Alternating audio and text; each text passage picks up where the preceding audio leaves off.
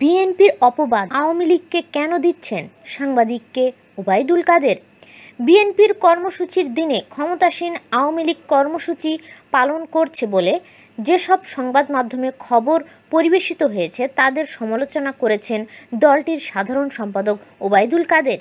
তিনি জানিয়েছেন, এটা আওয়ামী লীগের ওপর অপবাদ। আওয়ামী লীগ বছরব্যাপী ৭৫তম প্রতিষ্ঠাবার্ষিকী উদযাপন করবে বলে আগেই ঘোষণা দিয়েছে।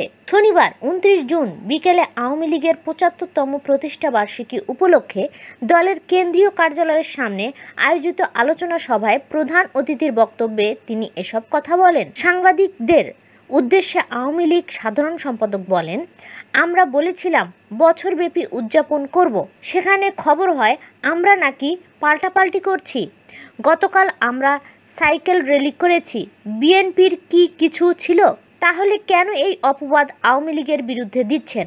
ওবায়দুল কাদের বলেন, আমরা সারা বছর প্রতিষ্ঠাবার্ষিকী উদযাপন করব।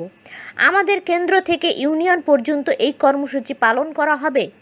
আগস্ট মাসের পরে জেলা পর্যায়ে সমাবেশ হবে। সে সমাবেশে বঙ্গবন্ধু কন্যা শেখ হাসিনা বক্তব্য রাখবেন। আওয়ামী লীগের দীর্ঘ সংগ্রামের ইতিহাস তুলে ধরে দলটির টানা ৩বারের সাধারণ সম্পাদক বলেন, আমরা মৃত্যুর মিছিলে দাঁড়িয়ে জীবনের জয়গান গাই।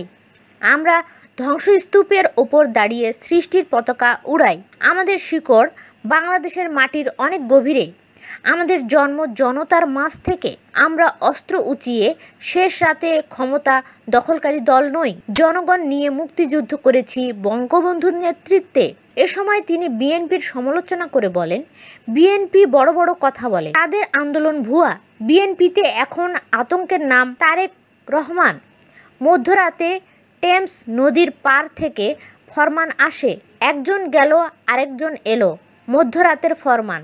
তারেক রহমানের এ ফরমানে ফখরুল ইসলাম, গয়েশ্বর বাবু কোথায় যান কেউ জানে না। সভায় আরও উপস্থিত ছিলেন আওয়ামী লীগের সভাপতিমণ্ডলীর সদস্য আব্দুর রাজ্জাক, মোফাজ্জল হোসেন চৌধুরী, মায়া, কামরুল ইসলাম, যুগ্ম সাধারণ সম্পাদক মাহবুব উল আলম হানিফ, আ.ফ.ম.